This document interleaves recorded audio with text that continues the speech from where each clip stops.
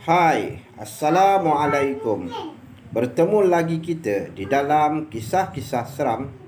Kisah seram aku kali ini adalah sebuah kisah seram, iaitu kisah seram melibatkan lebuh raya di Malaysia. Sebelum aku meneruskan kisah seram aku ini, aku mengharapkan kepada anda supaya subscribe, share, like dan juga komen tentang kisah yang aku ceritakan kepada anda. Seringkali kita terdengar kisah-kisah seram yang melibatkan lebuh raya di Malaysia. Selalunya lebuh raya akan dikaitkan dengan cerita hantu kerana terdapat kepercayaan bahawa terdapat roh-roh terkorban yang maut akibat kemalangan di beberapa kawasan lebuh raya yang menghantui lokasi berkenaan. Walau bagaimanapun, kita haruslah sentiasa berhati-hati di jalan raya agar kita selamat sampai ke destinasi yang ingin dituju dan bagi mengelakkan kejadian yang tidak diingini berlaku. Seorang gadis menerusi laman Twitter telah berkongsikan tentang pengalaman yang sesat di lebuh raya Kajang Seremban lewat tengah malam akibat GPS yang sedang dilayarinya membawanya ke lokasi yang mampu menaikkan bulu roma kita semua. Masa tu hari Jumaat. Malam tu aku dan kawan aku Hana dah plan untuk keluar makan. Aku bertolak dari rumah aku yang terletak di Hulu Langat menuju ke rumah Hana yang terletak di Putrajaya pada jam 9 malam. Kami decide untuk makan di Bandar Nilai pada malam tu. Tak tahulah kenapa tiba-tiba spontan je dia ajak aku makan dekat situ. Setelah selesai makan, jam menunjukkan pukul 11.30 malam. Aku decide nak stay rumah mak saudara aku je dekat Mantin. Sebab masa tu kami berdua pun dah mengantuk. Itulah gatal lagi nak makan jauh-jauh. Kan dah susah. Lagipun Mantin tak jauh dari Nilai. Aku tak berapa sure jalan ke Mantin sebab aku jarang pergi, so aku set GPS ke College Legenda sebab rumah makcik aku dekat rumah pangsa area situ je. Itu je lah landmark yang aku ingat. Kami pun mulakan perjalanan selepas melepasi area pajam GPS menunjukkan arah untuk kami terus lagi dan lagi. Kemudian GPS arahkan kami belok ke kiri. Di situ kawasan perumahan rumah teres. Agak usang dan gelap. Semua rumah di situ kelihatan usang. Mungkin jimat elektrik masing-masing. Tapi ada seperkara yang aku pelik. Seingat aku datang dengan mak aku, tak ada pula aku kena lalu taman perumahan ni. Biar betul GPS ni. Hana tengok GPS semula. Belik skrin, tengok jalan yang dipaparkan dalam GPS. Memang dia tunjuk arah ni weh. Kau terus lagi kat belakang tu je. Lagi 500 meter. Kata Hana. Aku pelik. Sebab rumah makcik aku rumah pangsa. Ini rumah teres. Keadaan pada masa tu adalah keadaan yang agak usang, gelap dan juga sunyi. Maklumlah di tengah malam, pula tu gadis hanya berdua saja dalam sebuah kenderaan. Dalam keadaan yang begitu, maka aku pun teruskan memandu kereta dengan agak perlahan ke arah arahan yang diberikan oleh GPS. Lalu GPS bersuara, "You have arrived at your destination." Maksud dia, awak telah berada di destinasi awak. Pada masa tu, aku terpaku dalam hati aku istighfar banyak. Depan mata aku adalah sebuah kuil. Kiri kanan semak samun. Kuil nampak seperti kuil lama. Aku pandang Hana, Hana pun pandang aku. Kau set location apa tadi, Hana? Tanya aku kepada Hana. Hana pun menjawab, "Kolej legenda lah weh. Ni kau tengok." Aku pun tengok. Betul lah. Aku pun patah balik cuba untuk cari jalan keluar. Di kawasan perumahan itu, aku boleh sesat nak keluar. Reset location ke Kolej Legenda, arahnya tetap sama ke arah kuil. Aku cakap dekat Hana, "Nah, baca ayat kursi banyak-banyak nah." Tak lama lepas tu, akhirnya aku jumpa jalan keluar. Pada ketika itu, jam menunjukkan pukul 12:30 malam. Perasaan takut mula menyelubungi diriku dan Hana. Walau bagaimanapun, aku terpaksa untuk meneruskan perjalanan dalam mencari location, dan aku pun berpatah balik. Tetapi lagi sekali kejadian pelik berlaku. Kami tiba-tiba masuk ke satu perkampungan. Di situ ada roundabout kecil dan GPS arahkan kami untuk keluar di first exit ikut arah jam pukul 9. Kami pun terus sehinggalah diberi arahan turn right. Aku tidak terus ke arah kanan. Aku brek mengejut. Hana melatah, lalu dia bertanya kepada aku, "Wawa, kau dah kenapa ni brek mengejut?" Terkejut aku. "Hana, GPS ni suruh belok kanan ke? Serius?" "Yelah, ini kau tengok." "Hana, kanan ni aku tunjuk dengan jari. Tanah perkuburan Islam." Terngangah dan terdiam dan bisu seketika pada waktu itu. Aku pun cepat-cepat tekan minyak, berjalan terus dalam hati. Kalau ada kawasan rumah atau kawasan lapang, aku nak pusing. Lepas tu keluar terus. Dan aku pusing di sebuah depan rumah kayu yang usang. Mataku terpandang sesuatu. Lembaga berkain putih lusuh bertengger atas tangga rumah kayu tu. Rumah kayu tu pun gelap gelita. Jadi memang nampak kain putih. Walaupun dalam keadaan yang gelap samar-samar tu, lalui lampu cahaya kereta aku dapat melihat dengan jelas tentang penampakan aku. Seorang perempuan yang sedang duduk di atas tangga rumah kayu yang usang tu dalam keadaan berpakaian kain yang berwarna putih. Tak berani nak pandang kiri kanan. Aku terus pusingkan kereta dalam keadaan kalut. Aku tak tahu nak buat apa. Astagfirullahalazim. Lalu aku pun terus membelok kenderaan aku dalam keadaan kelang kabut. Aku tahu Hana nampak ke tak aku lalu semula di depan. Hai, Assalamualaikum. Bertemu lagi kita di dalam kisah-kisah seram. Kisah seram aku kali ini adalah sebuah kisah seram, iaitu kisah seram dan mistik yang akan aku kongsikan kepada anda. Sebelum aku meneruskan kisah seram ini, aku mengharapkan kepada anda supaya dapat subscribe channel aku, like, share dan komen.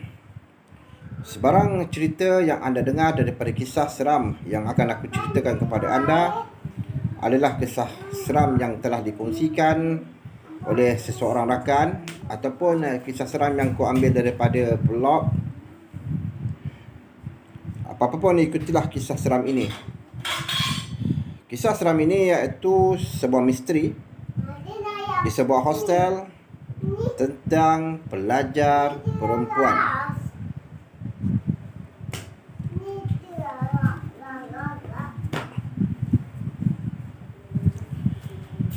Kisah seram ini bermula masa Syah mula-mula masuk semester 1. Syah dapat bilik di blok Damai 3 Aras 2, bilik 33, hostel pelajar perempuan. Istilah pelajar perempuan sebab pelajar ini adalah seorang pelajar perempuan. Bilik yang Syah dapat ni bukanlah berhantu, tapi bilik Syah berhadapan dengan bilik yang tak diketahui siapa penghuninya. Syah ni kan peramah orangnya. Semua orang Syah tegur dan berkawan. Misteri bilik hostel pelajar perempuan. Kisah seram misteri bilik hostel pelajar perempuan. Tapi ada seorang je budak aras. Syah tak pernah tegur dia, tapi Syah selalu juga berbalas senyum dengan dia. Tapi budak perempuan ni kadang-kadang je dia senyum, kadang-kadang dia tak senyum langsung.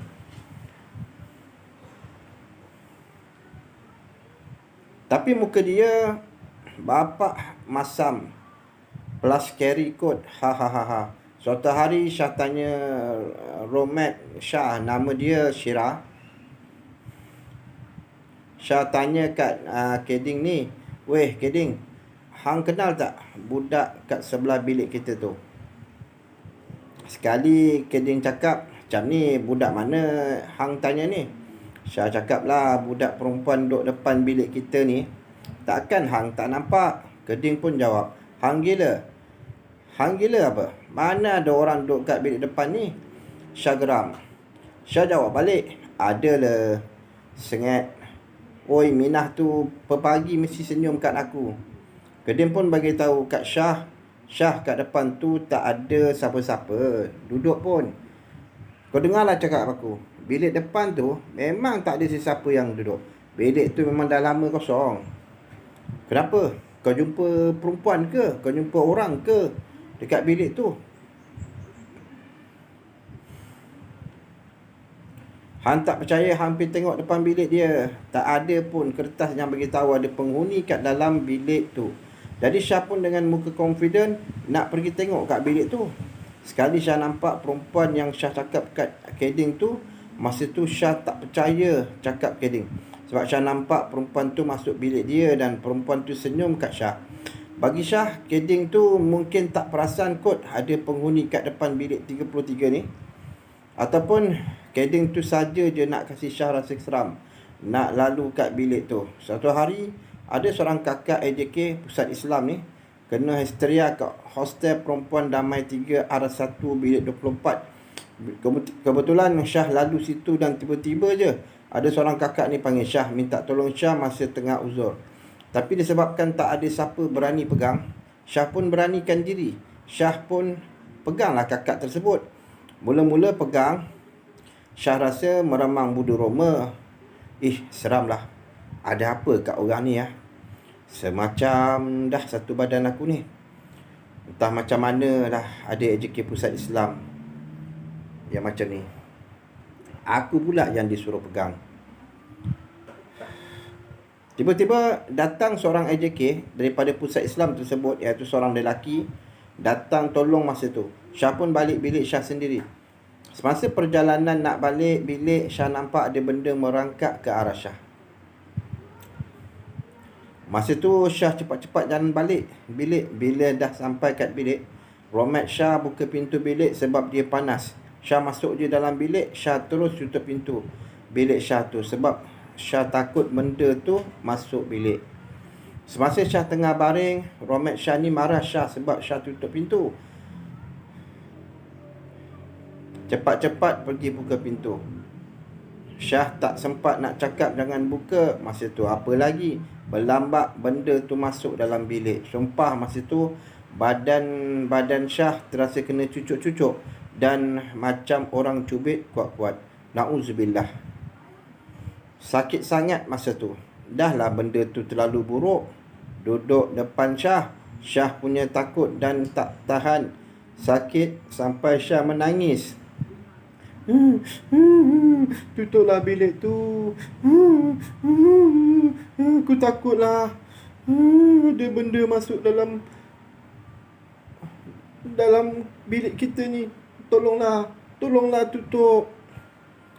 Tolonglah tutup. Kakak Mekar bawa Syah pergi ke surau damai. Tapi Syah makin teruk sakit. Sebabnya Syah nampak benda tu terlalu banyak sangat-sangat. Sampai Syah tak mampu nak tahan takut. Akhir sekali, Syah dibawa ke Pusat Islam untuk dipulihkan oleh ustaz. Masa Syah dalam proses nak dipulihkan, macam-macam Syah lalui. Sakitnya tak payah cakap lah. Memang sangat sakit. tapi Syah pelik sangat. Perempuan yang selalu Syah senyum tu ada sesekali kat dalam pusat Islam. Masa Syah dah nak pulih, ustaz tanya, apa yang Syah nampak sampai Syah takut-takut? Syah ceritalah semua yang terjadi kat Syah. Dan Syah ada cerita pasal perempuan Syah nampak tu. Ustaz pun bukalah kisah perempuan yang Syah selalu nampak itu. Sebenarnya perempuan tu, dia dah mati kerana bunuh diri. Apa ustaz? Dia mati sebab bunuh diri? Sebab dia tu telah mengandungkan anak luar nikah. Barulah Syah tahu cerita sebenar pasal perempuan misteri bilik hostel perempuan tu. Betul lah kata roommate Syah. Sebenarnya bilik depan Syah tu ada penghuni dan bilik tu ditutup oleh sebab mempunyai macam-macam kisah misteri dan mistik yang berlaku. Semenjak dari peristiwa itu, Syah tak nampak lagi perempuan tu. Misteri sangat perempuan yang duduk bilik depan tu. Tapi mungkin ada hikmah kenapa dia muncul, dan bagi Syah seorang saja yang nampak diri dia.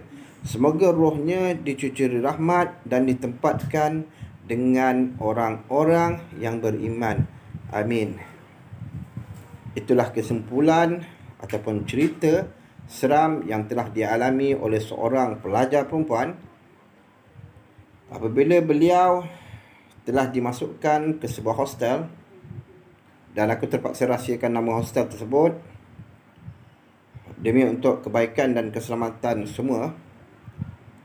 Jadi apa yang terjadi dalam kisah ini adalah kisah seorang pelajar perempuan yang telah nampak satu kelipat perempuan lain yang berada di depan bilik hostelnya. Sedangkan bilik hostel tu memang dalam keadaan yang kosong, yang tidak ada sesiapa pun yang menginap di dalam bilik tersebut. Memang dah lama kosong. Dan apabila Syah tanya kepada kawan dia kata memang bilik tu tak ada sesiapa yang tinggal. Tapi Syah masih lagi dengan keputusannya, dengan mengatakan yang dia hari-hari nampak perempuan tu masuk dan keluar daripada bilik tu, dan setiap kali perempuan tu masuk dan keluar, Syah akan senyum kepadanya. Kadang-kadang tu perempuan tu akan senyum balik kepada Syah, kadang-kadang dia bermasam muka dalam keadaan yang agak scary macam tu. Jadi suatu hari tu Syah ni dia telah terkena rasukan. Lalu dia dibawa untuk berubat ke sebuah pusat rawatan Islam. Jadi di sana, apabila dia berubat di sana, Syah masih lagi melihat kelipat wanita yang dikatakan agak seram yang pernah dia lihat dekat depan pintu hostel tu. Tapi bila ustaz tu tanya dia, kenapa dengan kamu ni? Kamu ada nampak sesuatu ke? Jadi Syah menceritakan tentang kisah yang dia nampak perempuan tersebut. Jadi ustaz tu cakap, sebelum ni ada seorang pelajar yang pernah diganggu dan dirawat di sini. Cerita perempuan tu pun dia telah melihat seorang perempuan juga, seperti mana yang kamu ceritakan kepada ustaz. Ustaz tu menceritakan kepada Syah tentang kejadian yang berlaku ke atas perempuan tersebut dan kenapa bilik tu dikosongkan. Kisah dia, perempuan ni dia telah mati, dia bunuh diri dia sebab dia telah mengandungkan anak luar nikah. Kerana malu, lalu dia pun menghapuskan dirinya. Sebab itulah gangguan demi gangguan yang berlaku di dalam bilik tersebut, ataupun dia berkaitan dengan bilik-bilik yang ada kaitan ataupun bilik-bilik yang berdekatan dengan bilik tersebut. Apa-apa pun aku nak ucapkan terima kasih kepada anda kerana sudi menonton, dan jangan lupa subscribe, share, like dan juga komen. Aku rasa cukup setakat tu dulu, dan bertemu lagi kita di dalam kisah seram yang akan aku ceritakan kepada anda. Semoga kisah ini dapat memberikan sedikit cerita yang dapat menghiburkan anda. Apa-apa pun aku nak ucapkan terima kasih dan selamat jumpa lagi. Bye.